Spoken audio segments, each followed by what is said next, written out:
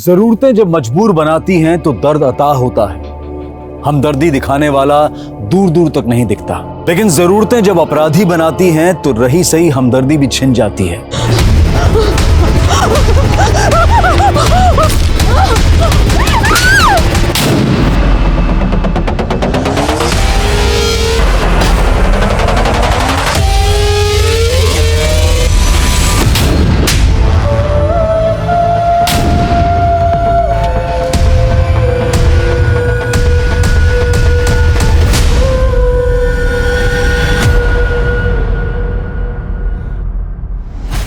हम सब अपने चेहरे के पीछे एक दूसरा चेहरा छिपाकर चलते हैं। कोई अपना मुस्कुराता हुआ चेहरा लिए अपना दर्द छिपाने की कोशिश करता है, तो कोई अपनी मक्कारी को छिपाने के लिए अच्छाई का मुखौटा पहन लेता है। कई बार मुखौटे पर मुखौटा लगाते लगाते हम दोहरी जिंदगी जीने लगते हैं और धीरे धीरे हमारा असली व्यक्तित्व भी धुंधला पड़ जाता है, दूसरों के लिए भी और खुद के लिए भी।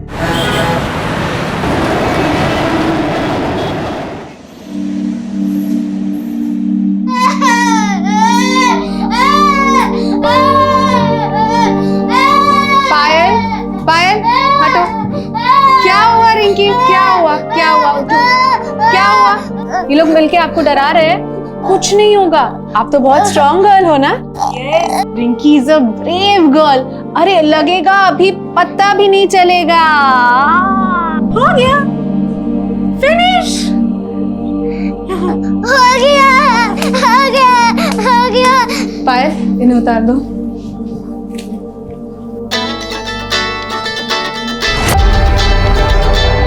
मैं तरस गई थी इसकी एक हंसी के लिए, और आपकी बातों में तो जादू है मैम। जैसे इसका दमा ठीक हो गया है, वैसे ये भी ठीक हो जाएगी, है ना रिंकी? हो जाएगी। Thank you ma'am. अगले हफ्ते फिर आना। Payal, any more appointments? No ma'am. Okay.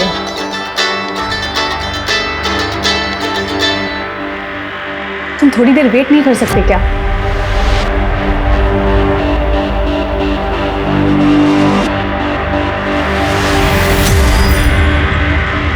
Hi doctor Revathi. Hi doctor Manish, I see you. कहाँ जा रही हो? Come on, I will drop you. No sir, that's okay, मैं ऑटो ले लूंगी। अरे कहाँ ऑटो में जाओगी? बाहर कितना पोल्यूशन है and your skin is so sensitive. Sir, मैं घर नहीं जा रही हूँ, मैं बाहर जा रही हूँ, कोई मेरा वेट कर रहा है। So I see you.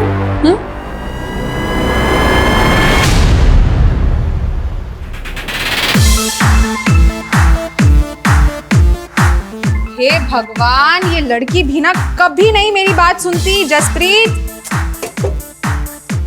Volume कम कर। उफ, ये लड़की भी ना। ओह मैडम, टी ब्रेक। म्यूजिक क्यों बंद किया? जस्ट चल मेरे साथ थोड़ा डांस कर।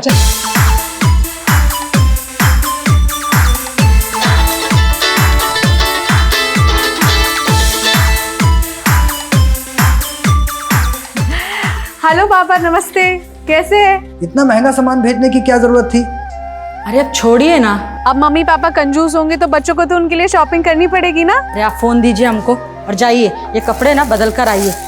मेरी माँ बाप की ज़रूरतें, उनकी छोटी छोटी खुशियाँ ही मेरी ज़िंदगी है। मेरा करियर मुझे अपने परिवार से दूर ज़रूर ले आया था, लेकिन उनकी अच्छाई हमेशा मेरे अंदर ही रही। जैसे पुण्य की परिभाषा सबके लिए अलग होती है, वैसे हर पाप की परिभाषा विचित्र होती है, और मेरा सामना ऐसे ही पाप से होने वाला था।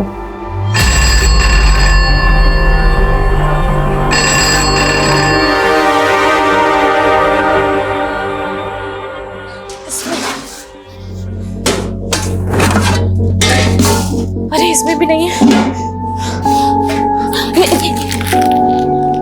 चूहा खा गया। तुम लोग थोड़े थोड़े खा लो, जब पापा राशन लेके आएंगे ना तब।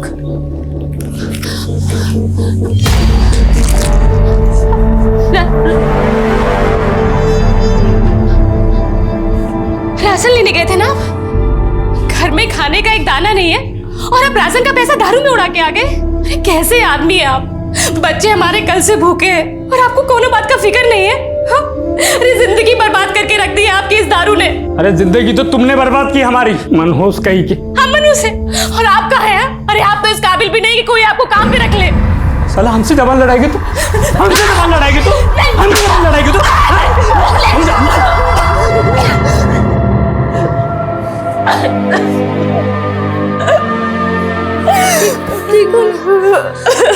ठीक है, भूख लगा है ना, भूख लगा है, हम तुम लोग का पेट भरेंगे। रो मत, अब कुछ लेके आते हैं तुम लोगों के खाने का। यही रहना।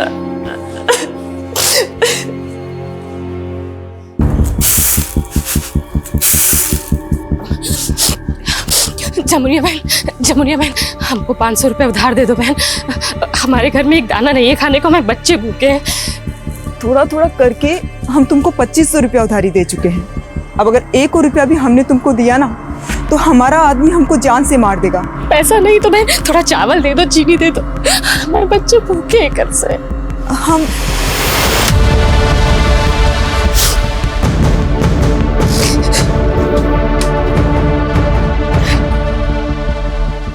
कितना बार तुमको बोले हैं हम कि को चौखट पे मत खड़ा होने दिया करो, समझ में नहीं आता तुमको? देखो सरस्वती, मुफ्त में दुनिया में कुछ भी नहीं मिलता है। पैसा दोगी तभी राशन मिलेगा। भैया हम आपकी दुकान में कोई भी काम कर लेंगे भैया। हमारे बच्चे छोटे छोटे, उन्होंने कुछ नहीं खाया भैया, कल से थोड़ा राशन दे दो भैया, थोड़ा राशन दे दो। अम्मा नहीं आई अभी। अरे क्या कर रही है? खाली है वो, कुछ नहीं है उसमें। हमें बहुत भूख लगा है। भूख तो हमको भी लगा है। चिंता मत करो बच्चों, देखो कितना सारा राशन लाए हैं। आओ, दाल है, चावल है। आज हम दाल भात खाएंगे। हाँ, आज तुम लोग भरपेट दाल भात खाओगे। देखो बच्चों, अब तुम लोग बड़े हो रहे हो, तुम लोग को समझ में आ रहा होगा कि इंसान को 2 वक्त का रोटी जुटाने के लिए कितना संघर्ष करना पड़ता है। संघर्ष? ये क्या होता है मम्मी? संघर्ष का मतलब होता है सच्चाई और ईमानदारी का मेहनत। तुम लोग अपने पापा जैसे बिल्कुल मत बनना बच्चों। इतने काबिल बनना कि सच्चाई और मेहनत से अपना पेट भर सको।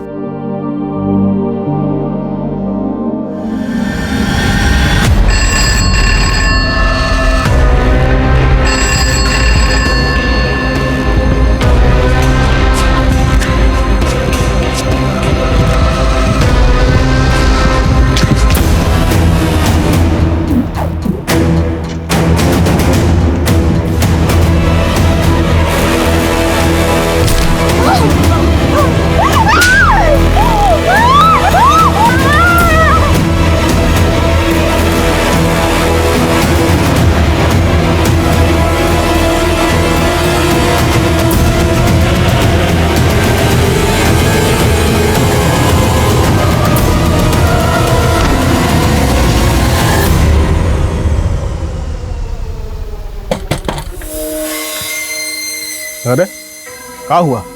अब कहाँ आई हो? वो हम जमुनिया से कुछ पैसा उधार लिए थे, वही लौटाने आए हैं। ये आप रख लीजिए।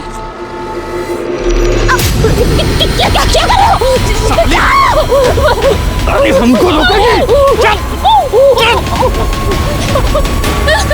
जमुनिया देख रहा क्या कर रहा। उसको अभागन बोल के आप हमको उसके साये से भी दूर रहने का बोले थे और आप उसके साथ इतना गंदा हरकत कर रहे हैं। ज्यादा प्रवचन मत दे हमको। हट। प्रवचन नहीं दे रहे हैं, पत्नी है आपकी। अरे हट, पत्नी है साला, तुमको भी हम देख लेंगे और उसको भी। अरे अभी का नौटंकी है? अरे तुमको समझ में आ रहा है कुछ? पेट के बल लेटी हुई है, बच्चे का क्या होगा? पगल आ गई है जमुनिया। पता नहीं पैसे कहाँ छुपा के रखते थे। आजकल कहाँ गायब रहती है तू? हाँ? चल क्या रहा है? घर में राशन भरवा दी, ऊपर से इतना पैसा लेके घूम रही। किसके साथ सो रही हो जो इतना पैसा दे रहा है? हम काम पर गए थे और आप हमारे ऊपर इतना गंदा लालचन लगा रहे। हम लालचन लगा रहे हैं? हम देखिए, आपकी कमियों को भूल कर भी हम आपके संग रिश्ता निभा रहे और आप हमें कुछ नहीं कहते। अरे तुम ये आंसू बहा के अपनी गलती छुपा रही हो, काम नहीं धंधा कर रहे हो तुम। बताओ। सरपंच जी, इसी मनहूस ने हमारी बीवी की जान ली है पता नहीं क्या खिलाया जमुनिया को, उसने तभी तोड़ दिया। नहीं सरपंच जी, हम तो जमुनिया को उधार लौटाने गए थे और ये आदमी। बस पिछले महीने तो चंपक के घर गई थी, तब उसका बच्चा मरा, और अब जोगिंदर की बीवी भी जो पेट से थी। ये कोई संजोग नहीं है, ये तेरा प्रकोप का नतीजा है। ओझा जी ने जिस डायन का अंदेशा दिया था वो तू ही है, इसीलिए तुझे सजा देना जरूरी है, वरना तो एक एक करके हम सबका जान ले लेगी। सरपंच जी, हम कोई डायन वायन नहीं है। ले जाओ इस डायन को।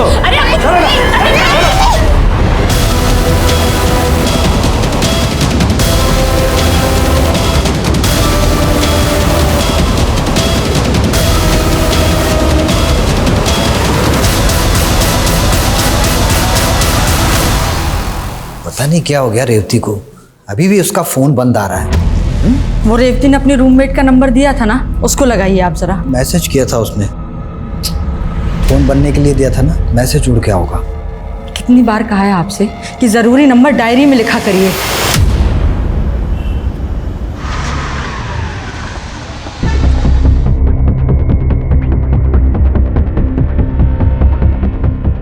डॉक्टर रेवती 12 की शाम तक तो यही थी हॉस्पिटल में ड्यूटी पे। 13 को उन्होंने ऑफ लिया हुआ था, कल वो आने वाली थी, लेकिन ना वो कल आई और ना ही आज। सरपंच जी, हम कोई डायन वायन नहीं है सर। अच्छा तो नहीं है, तू बहुत खतरनाक औरत है। गांव वालों, आप लोगों को पता है बहुत सारे पैसे मिले इसके पास से, तभी तो हम कहे कि तेरा परिवार का नक्शा कैसे बदल गया। धंधा करती है तू। नहीं सरपंच जी, हम कोई धंधा वंधा नहीं करते, हम तो बसंत भैया की दुकान पे काम करते हैं, उनसे पूछ लीजिए। क्या बोल रही है तू हमको? कब कहाँ पे रखी है? अरे भैया झूठ मत बोलो, तुम ही बोले। अरे ये एक नंबर की झूठी और मक्कार औरत है। नहीं सरपंच जी। अरे इसका पति भी शक करता है इस पे। ले जाओ इसे, पूरे गांव घुमाओ इसे। पापा मम्मी को बचा लो।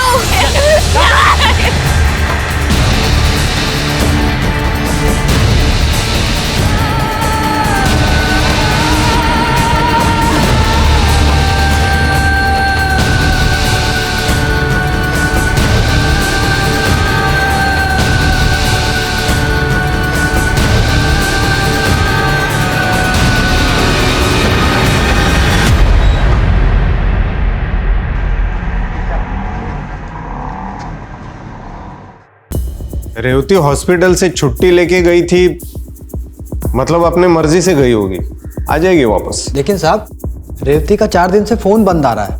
वो अपनी मर्जी से गई होती तो हम लोगों को बता के जाती। किसी लड़के वड़के के साथ चक्कर होगा और आप उस लड़के के खिलाफ होंगे, इसलिए वो भाग गई। नहीं साहब, ऐसा नहीं है, हमारी रेवती ऐसी नहीं है। आप रेवती की गुमशुदगी की रिपोर्ट लिख लीजिए बस। देखिए, आप हमें मत सिखाइए क्या लिखना है और क्या नहीं लिखना है। ऐसे केसेस रोज आते हैं यहाँ पे और आखिर में वही निकलता है, लड़का लड़की का चक्कर। शिंदे, नंबर लिहून घ्या यांचा।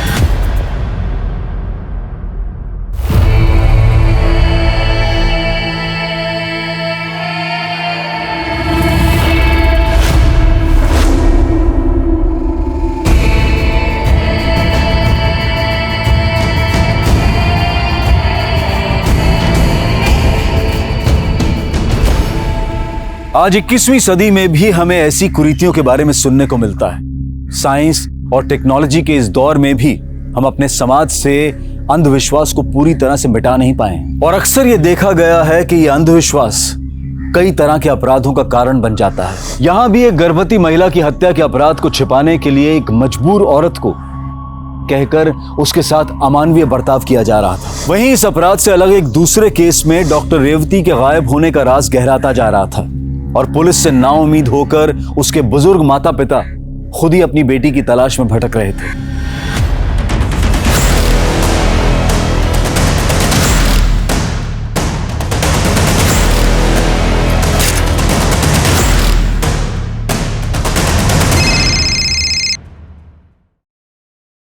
हेलो,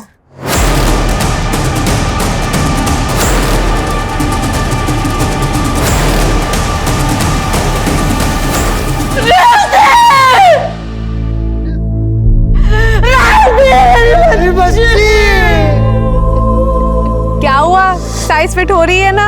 अरे पीछे हटिए ना, दिखाइए तो बेटी को कितने अच्छे लग रहे हैं आप। ये देख।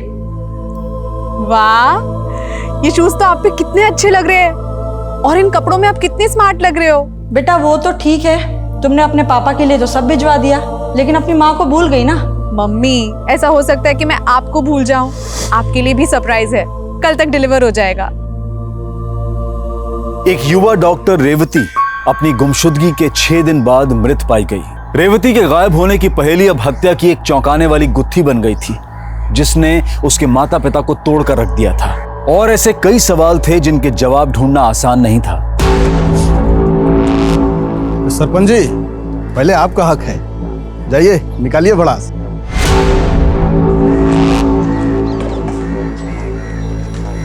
नहीं नहीं सरपंच जी हमको छोड़ दीजिए सरपंच जी। नहीं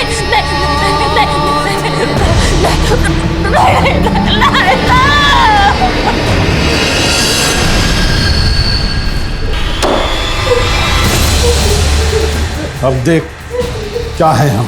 छोड़ दो हमको। तब मान जाती तो कम से कम तू न बन। नहीं छोड़ दो।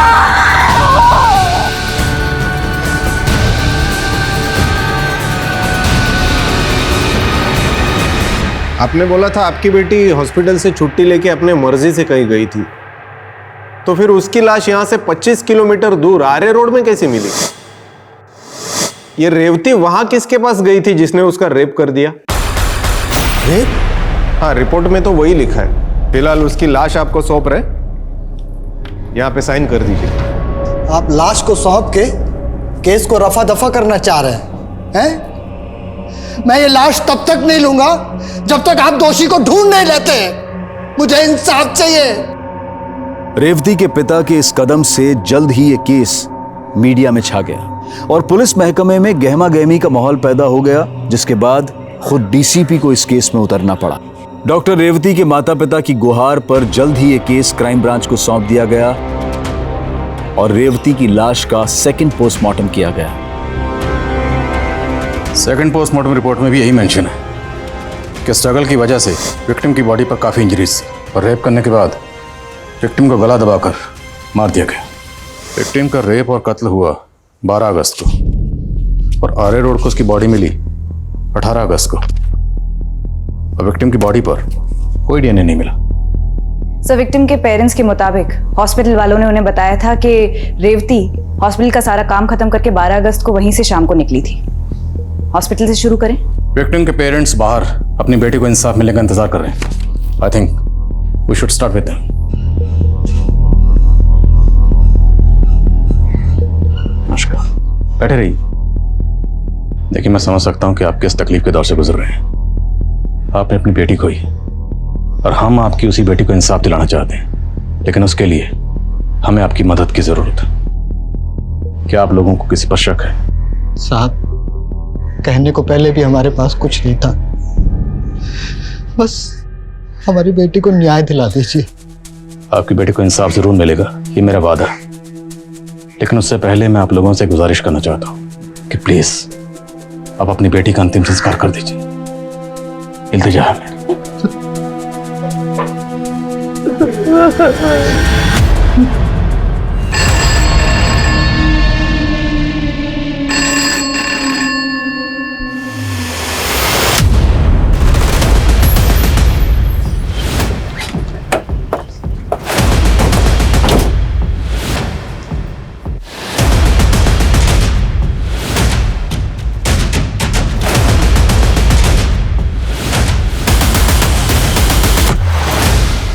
तक जो कुछ भी हुआ उससे हम सब भी हैरान हैं।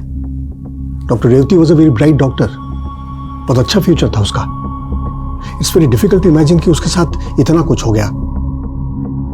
यानी प्रोफेशनल राइवलरी, कोई डिस्प्यूट, कोई झगड़ा? नेवर, वो तो हमेशा अपने काम से काम रखती थी।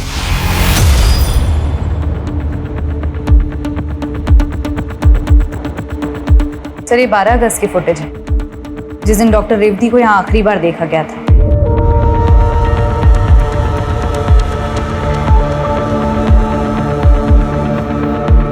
उस दिन डॉक्टर रेवती यहाँ से निकलने के बाद इस डायरेक्शन में गई।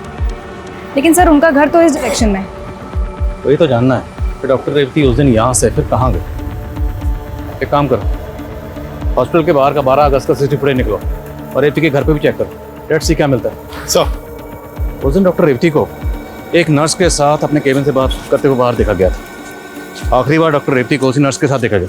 उस नर्स को बुलवाओ। नॉर्मल वर्क रूटीन के बारे में ही बात हुई थी, जैसे अगले दिन किस किस पेशेंट्स की रिपोर्ट्स आने वाली है, किसका अपॉइंटमेंट है। अगले दिन तो वो छुट्टी लेने वाली थी ना, फिर अगले दिन के अपॉइंटमेंट्स कैसे डिस्कस कर रही थी तुमसे? वो एक्चुअली 14 अगस्त के अपॉइंटमेंट के बारे में बात हुई थी। अच्छा ये बताओ कि डॉक्टर रेवती ने 13 को ऑफ क्यों लिया था और 12 को कहाँ गई थी? इसके बारे में मैं नहीं जानती। अगर तुम इस केस से रिलेटेड कुछ जानती हो और छुपा रही हो तो ये अच्छा नहीं है तुम्हारे लिए। मुझे उस दिन के रिलेटेड जो भी पता था मैंने आपको बता दिया। क्या उस दिन के अलावा कोई ऐसी बात है जो आपको बतानी चाहिए थी और आपने नहीं बताई? डॉक्टर रेवती का डॉक्टर मनीष के साथ कुछ इश्यू चल रहा था। तुम्हें तुम्हारी औकात दिखाने में, तुम्हें नीचा लाने में कोई बात नहीं। पता नहीं क्या समझती अपने आप, सीनियर जूनियर का कोई फर्क ही नहीं है। तो आपको लगता है कि डॉक्टर मनीष ने डॉक्टर रेवती के साथ? नहीं सर, मेरे कहने का ये मतलब नहीं था, पर हाँ डॉक्टर मनीष की नीयत डॉक्टर रेवती को लेकर कुछ ठीक नहीं थी। डॉक्टर मनीष कहाँ है? जब रेवती के पेरेंट्स आए थे उसके बाद ही वो लीव पर चले गए।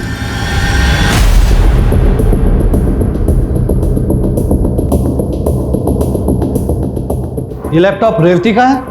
हाँ सर। जसप्रीत, रेवती के साथ हॉस्पिटल में काम करने वाले लोगों ने हमें बताया कि उसका किसी के साथ कोई इशू था। तुम तो उसकी रूममेट हो, फ्रेंड हो, कुछ बताया था उसने कभी? सर इशू का तो नहीं पता, पर वो थोड़ी परेशान सी थी। परेशान? किस तरह की परेशानी?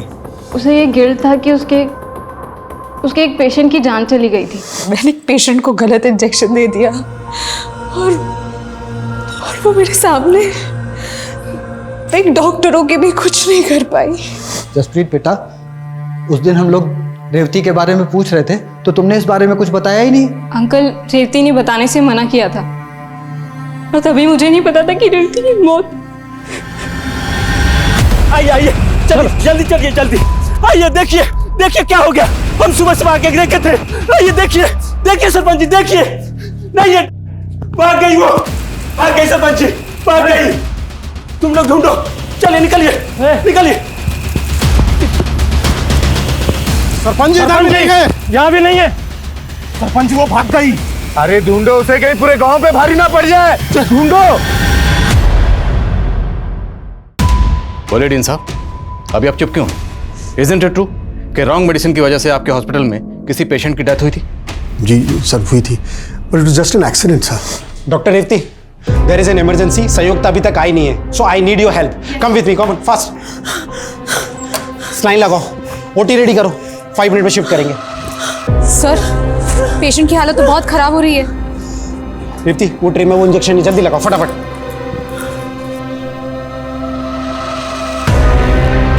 संयुक्ता कहाँ थी तुम यार? पेशेंट का प्रॉब्लम है।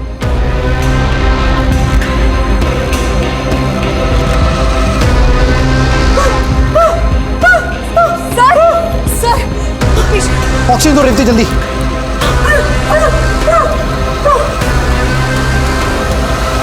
ठीक है कर दिया रेवती तुमने। कौन सा इंजेक्शन दे दिया तुमने? सर मैंने तो यही इंजेक्शन लगाया था जो आपने मुझसे कहा था। उसके बाद पेशेंट की मौत हो गई सर, और घर वालों ने बहुत हंगामा मचाया।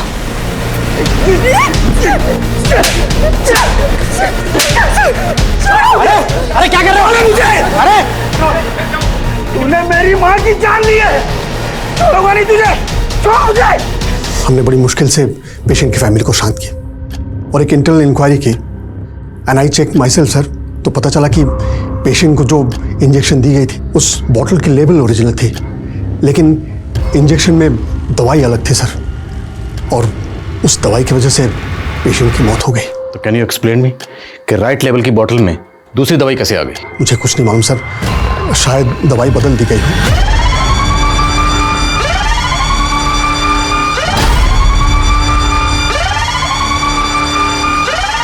तो आपको ये तो मालूम होगा कि दवाई बदली किसने? I just don't know sir, लेकिन हम लोग इंटरनल इंक्वायरी कर रहे हैं। जिस दिन ये सब हुआ उस दिन की सीसीटीवी फुटेज कहाँ है? मैनेजमेंट के प्रेशर की वजह से वो सारी फुटेज डिलीट कर दी गई थी। डॉक्टर नकुल और डॉक्टर संयुक्ता कहाँ है? सर हमने उन दोनों को कंपल्सरी लीव पर भेज दिया है। आपके पास उन दोनों की डिटेल्स होगी? जी सर। पायल, हमें पता चला तुम वहां मौजूद थी जहां वो पेशेंट गलत मेडिकेशन की वजह से मारी गई थी। हमने तुमसे कहा था कि कुछ भी मत छुपाना, तुमने हमसे इतनी बड़ी बात छुपाई? मैम हमें इंस्ट्रक्शंस थे कि इस केस के बारे में कहीं कोई बात लीक नहीं होनी चाहिए। मैम मुझे नहीं मालूम कि वो मेडिसिन किसने चेंज की थी, लेकिन मैंने खुद देखा था कि डॉक्टर रेवती ने डॉक्टर नकुल के कहने पर ही वो इंजेक्शन पेशेंट को दिया था।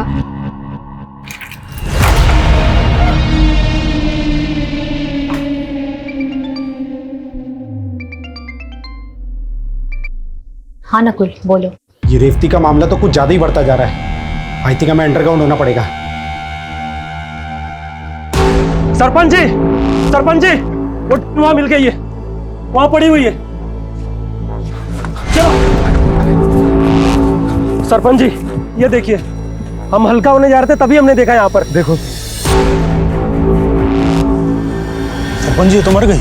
अरे ये मरी नहीं है, नहीं है, पता नहीं कब जिंदा हो जाएगी। इसके शरीर की ऐसी हालत करो कि ये फिर से अपने शरीर में ना घुस पाए। उठाओ पत्थर उठाओ।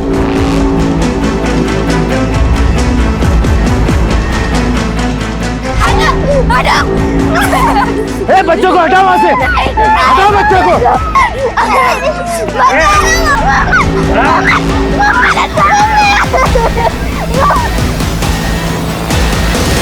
जैसे ही कुछ पता चले मुझे तुरंत अपडेट करो।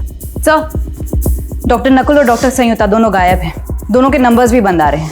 हालांकि मैंने दोनों के नंबर सर्वेलेंस पे डाल दिए हैं, पर जिस तरीके से ये दोनों अंडरग्राउंड हुए, ऐसा लगता है कि रेवती के मर्डर केस से इनका जरूर कोई लेना देना है। और डी नित्यानंद ने बताया था कि पेशेंट की मौत इंजेक्शन की डोज बदलने की वजह से हुई।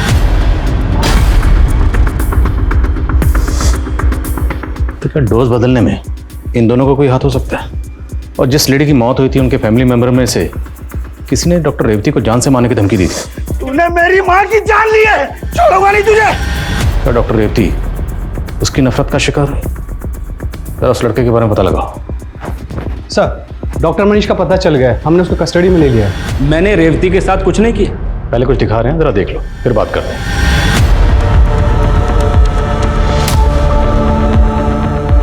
ये कौन है? 12 अगस्त को जिस वक्त जिस डायरेक्शन में रेवती गई, उस वक्त उसी डायरेक्शन में तुम उसके पीछे गए, क्यों? सर अगर रेवती का और मेरा एग्जिट टाइम सेम है और जिस डायरेक्शन में वो गई मैं भी उसी डायरेक्शन में गया, तो मैं कल्प्रिट हो गया। सर रेवती के मर्डर से मेरा कुछ लेना देना नहीं है, please believe me. Sir Revathi के कॉल रिकॉर्ड में एक आनंद नाम के लड़के का नंबर मिला है जो इंदौर के एड्रेस पर रजिस्टर्ड है। सर 12 अगस्त को आनंद का फोन भी शिवाजी नगर में एक्टिव था, जहां रेवती का फोन बंद हुआ था। इंदौर? रेवती भी इंदौर की रहने वाली थी।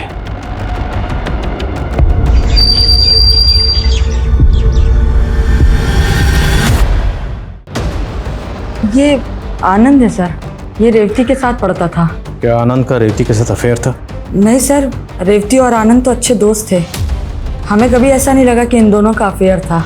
पर यह लड़का आनंद लगातार आपकी बेटी के टच में था, उसे बार बार फोन करता था, यहाँ तक कि आपकी बेटी से मिलने यहाँ मुंबई भी आता रहता था।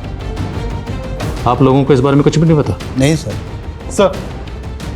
सर आनंद को ले आए हैं, इंटेरोगेशन रूम में है। सर मैं प्यार करता था रेवती से, उसके लिए जान भी दे सकता था। मैं उसकी जान कैसे ले सकता हूँ सर? रेवती का कत्ल हुआ 12 अगस्त को और उसका फोन शिवाजी नगर में 12 अगस्त को स्विच ऑफ हुआ, और तेरा फोन 12 अगस्त को शिवाजी नगर में एक्टिव था। कैसे? क्या करा था वहां पर? शिवाजी नगर में मैं रेवती से मिलने वाला था, लेकिन हम फिर मिले नहीं। मिलता कैसे? उससे पहले तुमने उसे मार जो दिया। नहीं सर, मैं सच कह रहा हूँ। मैंने और रेवती ने गोवा जाने का प्लान किया था, फिर वो मुझे शिवाजी नगर में एसवी रोड में मिलने वाली थी। ना तो वो आई और ना ही उसका फ़ोन लगा। मैंने उसके हॉस्पिटल में भी फ़ोन किया था, तो पता चला कि वो वहाँ से निकल गई है। और तेरे साथ गोवा क्यों जाने वाली थी? सर अपसेट थी, हम एक साथ टाइम स्पेंड करना चाहते थे। सर ये आनंद जितना सीधा लग रहा है उतना सीधा है नहीं। अगर आनंद के पास डॉक्टर रेवती के कत्ल और मर्डर का कोई मोटिव है तो डॉक्टर मनीष भी पीछे नहीं है, और उधर डॉक्टर नकुल, डॉक्टर संयुक्ता, ये दोनों भी गायब है। तो ये रेप और कत्ल आखिर किसने किया? उस लेडी की फैमिली का क्या हुआ? उसकी गलत डोज की इंजेक्शन की वजह से डेथ हुई थी। सर उस लेडी की मौत के बाद पूरी फैमिली अपने नेटिव गांव सतारा शिफ्ट हो गई, और वो आदमी नवीन जिसने रेवती को धमकी दी थी वो 12 अगस्त को सतारा में ही था। लेकिन हॉस्पिटल की लापरवाही की वजह से उनके फैमिली मेंबर की डेथ हुई, तो हॉस्पिटल के ऊपर कोई केस नहीं किया, कोई कंप्लेंट नहीं की और गांव वापस चले गए। हाँ सर, क्योंकि हॉस्पिटल वालों ने पैसे देकर उनका मुंह बंद कर दिया था। ये हॉस्पिटल? सर मैंने रेवती के कॉल रिकॉर्ड चेक किए। लगभग पिछले 6 महीने से रेवती का फोन हर फ्राइडे को शिवाजी नगर में एक्टिव रहता था। लेकिन सर एक अजीब बात है, 12 अगस्त जिस दिन रेवती का मर्डर हुआ था उस दिन फ्राइडे नहीं था, लेकिन रेवती का फ़ोन ये देखिए सर, यहाँ शिवाजी नगर में ही एक्टिव था। तो अगर उसका फ़ोन हर फ्राइडे को शिवाजी नगर में एक्टिव रहता था तो फिर 12 अगस्त को शिवाजी नगर में क्यों गई थी? सर मैंने रेवती की रूममेट जसप्रीत से भी बात की। उसने बताया कि रेवती हर फ्राइडे को एक एनजीओ में जाती थी जो शिवाजी नगर में है। और सर मैंने रेवती का सोशल मीडिया अकाउंट भी चेक किया। सर रेवती अपने सोशल मीडिया अकाउंट के थ्रू गरीब बच्चों के लिए फंड रेजिंग और डोनेशन कैंपेन्स भी चलाती थी। ये देखिए सर, यहाँ काफ़ी गरीब बच्चों के साथ उसके फोटोज भी हैं। मेरा सवाल अब भी वही है कि अगर रेवती शिवाजी नगर वाले एनजीओ में सिर्फ फ्राइडे को जाती थी तो 12 अगस्त को एनजीओ में क्यों गई? उस दिन तो फ्राइडे नहीं थी। एनजीओ से कंफर्म करो, क्या 12 अगस्त को रेवती एनजीओ में आई थी? चलो।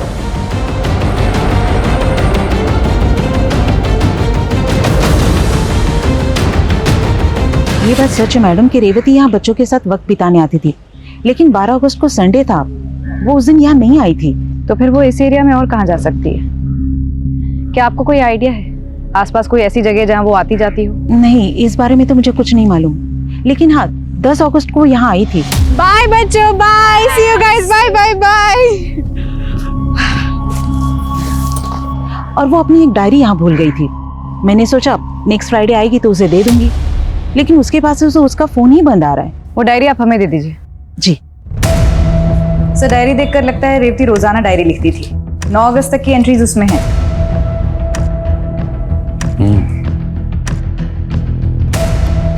जिंदगी तो इतनी बड़ी सजा भी है। मैंने सोचा ना था, काश मैं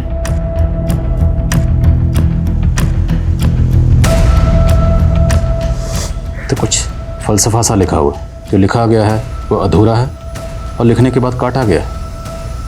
आखिर इन अल्फाजों का राज क्या है? क्या इस डायरी का रेवती के कत्ल और मर्डर से कोई ताल्लुक हो सकता है? अगर रेवती रोजाना डायरी लिखती थी तो शायद इसमें उस दिन का भी जिक्र होगा जिस दिन गलत डोज की वजह से उस लेडी की मौत हुई थी। डेट क्या थी? 14 जुलाई।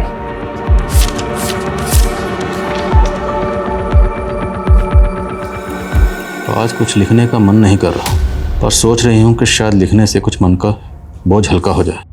मेरे मन से ये ख्याल जा ही नहीं रहा है कि मेरे हाथों एक मासूम औरत की जान चली गई, लेकिन इसकी दोषी मैं नहीं हूँ। ये साजिश है। आखिर मेरा कसूर क्या था?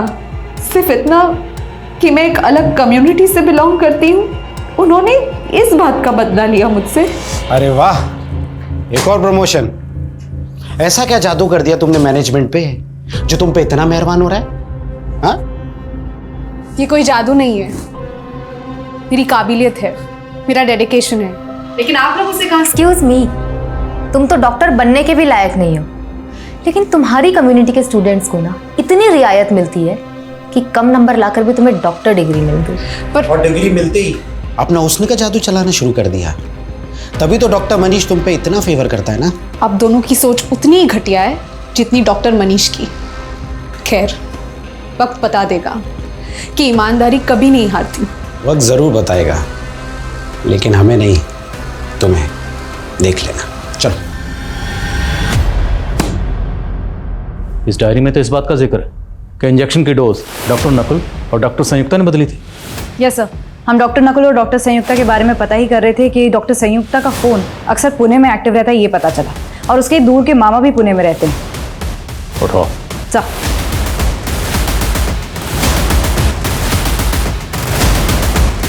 डॉक्टर संयुक्ता, तुमने और डॉक्टर नकुल ने मिलकर किस बात का बदला लिया डॉक्टर रेवती से? ऐसी भी क्या नफरत थी तुम दोनों को उससे? नफरत तो थी सर, लेकिन हमने उसको नहीं मारा। सर, उसने कम नंबर लाकर कोटा से एडमिशन ले लिया और फिर वो हमसे आगे निकल रही थी। बस इसी नफरत में नकुल उसको फंसाना चाहता था। मैं इसमें बिल्कुल इन्वॉल्व नहीं हूँ सर। तो वह दवाई नकुल ने बदली थी? क्या कर रहे हो नकुल? कुछ नहीं, बस सोच रहा था कि डॉक्टर रेवती का घमंड कैसे तोड़ा जाए। मतलब? लेकिन जब वो हादसा हुआ तो मुझे रियलाइज हो गया कि वो दवाई नकुल ने ही बदली थी। मैं इसमें इन्वॉल्व नहीं हूँ सर। डॉक्टर नकुल इस वक्त कहाँ? डॉक्टर नकुल इस केस में एक ऐसा सस्पेक्ट था जो पुलिस की पहुंच से दूर था, लेकिन डॉक्टर संयुक्ता, डॉक्टर मनीष, डॉक्टर नित्यानंद और डॉक्टर रेवती पर जानलेवा हमला करने वाला नवीन और डॉक्टर रेवती का बॉयफ्रेंड आनंद भी पुलिस की रडार में थे। देखते ही देखते 2 महीने गुजर चुके थे, लेकिन यह केस किसी भी नतीजे पर नहीं पहुंच पा रहा था और अपनी बेटी के लिए इंसाफ की गुहार लगाने वाले रेवती के माता पिता अब नाउम्मीद हो चुके थे। 2 महीने से ऊपर गुजर गया आदिल, इस केस में आखिर चल क्या रहा है? सर, हम डॉक्टर रेवती से जुड़े हर एंगल की तहकीकात कर रहे हैं, बट एज ऑफ नाउ हमें कोई स्ट्रॉन्ग एविडेंस नहीं मिला है। पहले हमें लग रहा था कि डॉक्टर नकुल का इस केस से स्ट्रॉन्ग कनेक्शन होगा, इसलिए उसे जयपुर एयरपोर्ट से अरेस्ट भी किया गया। हालांकि वो ये तो मानता है कि इंजेक्शन की दवा उसने बदली थी, पर सर डॉक्टर नकुल का डॉक्टर रेवती के रेप और मर्डर से कोई कनेक्शन नहीं मिला। सब कुछ बहुत प्लानिंग के साथ किया गया सर। ऐसा लग रहा है जैसे क्रिमिनल्स ने हमारे लिए कोई क्लू नहीं छोड़ा। देखो, मैं लोकल पुलिस से शिवाजी नगर एरिया का क्राइम डाटा एनालाइज कर रहा था। इनकी रिपोर्ट काफ़ी सरप्राइजिंग है। I think you should have a look at it once. Sure sir. जय हिंद।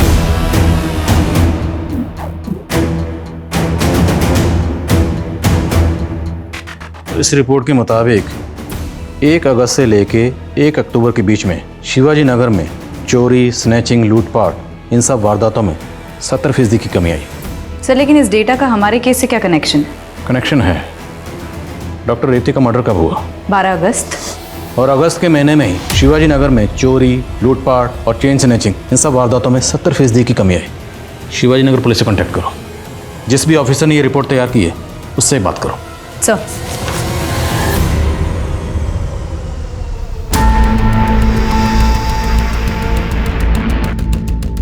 जैसी रिपोर्ट आती है मुझे अपडेट करो।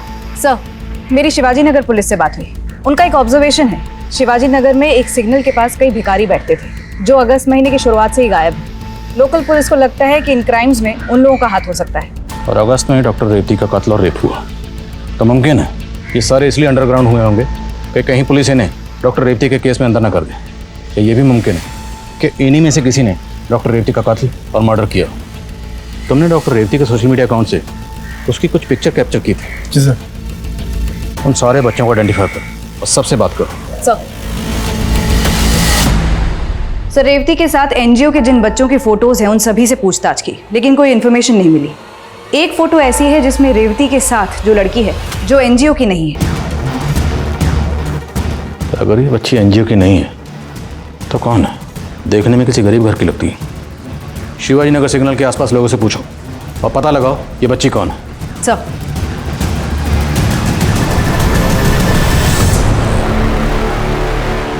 इस छोटी बच्ची के बारे में कुछ जानते हो? साहब, इस बच्ची को तो मैंने कई बार देखा है। वो पास के सिग्नल पे, वहाँ पे जो गाड़ियाँ रुकती थी ना, उनको अपने छोटे मोटे सामान बेचा करती थी।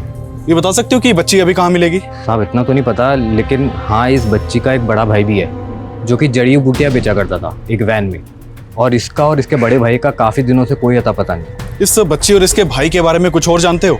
साहब, इतना तो नहीं पता, लेकिन हाँ, इतना बता सकता हूँ कि ये झारखंड के रहने वाले हैं, फूलपुर गाँव के।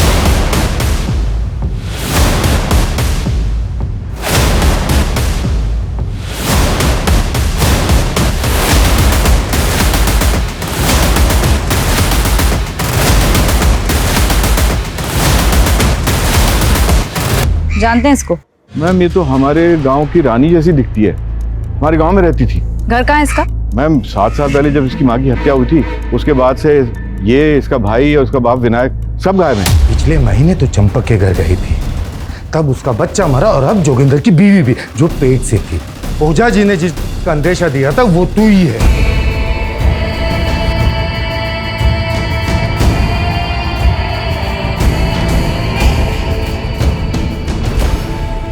सरपंच जी, तो मर गई क्या?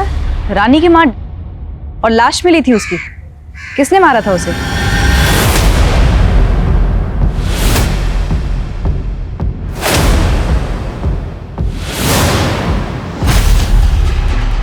देखिए साहब, इस बच्ची के बारे में तो हमें नहीं पता। वैसे 7 साल हो गए तो रानी को देखे। अब इस वक्त उसके पिताजी, उसके भाई कहाँ रहते हैं हमें कुछ नहीं पता। लेकिन हमें पता है कि 7 साल पहले आपने रानी और उसके परिवार के साथ क्या किया था। आप ये बताइए, रानी का भाई और उसका बाप विनायक कहाँ है? देखिए, ये सब तो हमें नहीं पता, लेकिन हाँ, कुछ दिन पहले तक हमें बार बार फोन आता था। हेलो हेलो, हाँ मुखिया जी, हम विनायक के बेटे प्रिंस बोल रहे हैं। हमको अपने पापा से बात करना है, आप उनको बुलवा सकते हैं। अरे क्यों परेशान करते हो? कितनी बार कहा है तुम्हारे पिताजी इस गांव में नहीं रहते? साहब वो लगातार हमें फोन करता रहा, हम इतना परेशान हो गए थे कि गुस्सा आके फोन ही तोड़ दिए। जिस नंबर से आपको बार बार फोन आ रहा था वो नंबर दीजिए। क्या है ना, पुराना फोन था तो सामने वाले का नंबर नहीं आता है। वो फोन कब आया था, किस दिन आया था, कितने बजे आया था, ये तो याद होगा ना आपको। सर, सरपंच को जिन जिन डेट्स पर रानी के भाई का फोन आया था उनमें से मैंने 3 नंबर्स आइडेंटिफाई किए हैं जो शायद रानी के भाई के हों। थाने बुला लूं तीनों को? No, don't call. अगर इन तीनों में से कोई भी इस जुर्म से कनेक्टेड हुआ तो अलर्ट हो जाएगा, फरार होने के पूरे चांसेस हैं। चूहे को अगर उसके बिल से बाहर निकालना है तो उसे रोटी का टुकड़ा डालना होगा। डालो टुकड़ा। हेलो सर, मैं इजी लॉटरी से बोल रही हूँ। आपका नंबर एक लकी ड्रॉ में सिलेक्ट हुआ है, कॉन्ग्रेचुलेशंस। आपको 50,000 तक के गिफ्ट दिए जाएंगे। वो गिफ्ट हम खुद आप तक पहुँचाएंगे। आप अपना एड्रेस दीजिए प्लीज़। हाँ हाँ, ठीक ठीक, आप पता लिखिए। 25।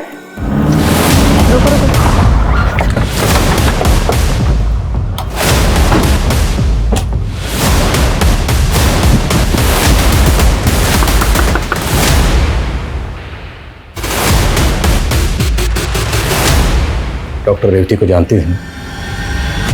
दीदी दीदी दीदी, ये पेन ले लो ना। नहीं, खड़ी हो खड़ी हो। कितने के है ये पेन? 50 रुपए के।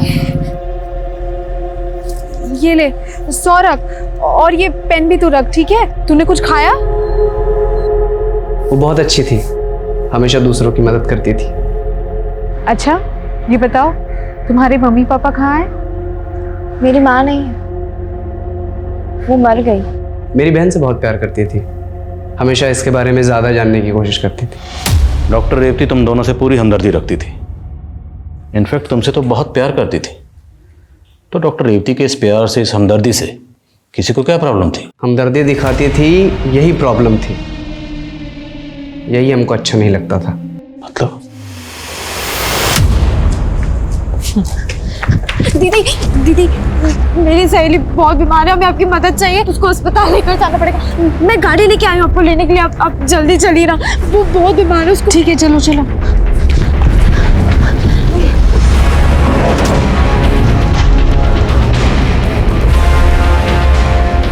अरे ये तो हॉस्पिटल का रास्ता नहीं है। कहाँ जा रहे हैं हम? शॉर्टकट से जा रहे हैं। वैन रोको। भैया, वो रानी से जब आखिरी बार मिली तो हमने देखा मोबाइल, फ़ोन, पर्स, चेन। हमने सोचा कि अगर सब कुछ चुरा के बेच दिया तो 10,000 तो हो जाएगा। तो उसने उसको चकमा दे दिया। ये ले, सारा सामान पकड़ और गाड़ी में जाके बैठ जा। अब जाना।